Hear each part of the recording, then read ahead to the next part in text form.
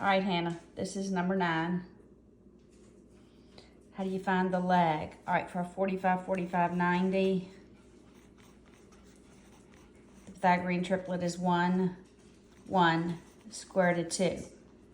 That's opposite. The 16 is actually opposite the 90. All right, so you could just use cross multiplication.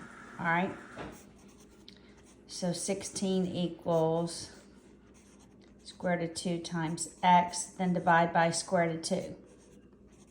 Or you can know, and then you rationalize it by multiplying by square root of 2 over square root of 2. So that's 16 square root of 2 over 2, which is 8 square root of 2. Or you can memorize to go from the leg to the hypotenuse, you multiply by square root of 2. Or to get from the hypotenuse back to the leg, you divide by square root of 2. All right, number 15. It's a 30, 60, 90. All right, remember the Pythagorean triplet for 30, 60, 90 is 1, square root of 3, 2. That 7 is opposite the 60. The x is opposite the 30. So again, you could use cross multiplication. X times square root of 3 equals 1 times 7. Then divide by square root of 3. But we rationalize the denominator by multiplying by square root of 3 over square root of 3. And x is 7 square root of 3 over 3. Or to remember to get from opposite 60 to opposite 30 is dividing by square root of 3. Number 23 is a parallelogram. The area of a parallelogram is just base times height.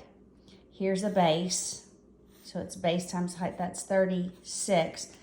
The height is always a perpendicular line between the two bases. So it's the 33, not the side, the length of the side. It's perpendicular. All right, number 36.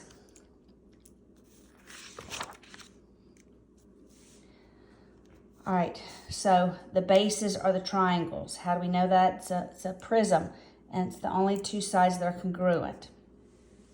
All right, so that's the surface area. The surface area is the area of this triangle plus that triangle plus the 3 parallelograms, which are the lateral surface area. All right, so the triangles are 1/2 3 times 5, and there's 2 of them. All right, the lateral surface area, so we're going to add to that all of the sides. So this bottom is 5 by 36, so we'll add plus 5 times 36. That's the very bottom.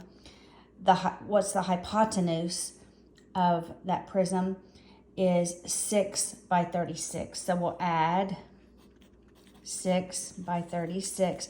Then we want this back part. It is 3 by 36, so we're going to add 3 by 36. That would equal the surface area. The lateral surface area is just the sum of those 3 numbers, not including the bases.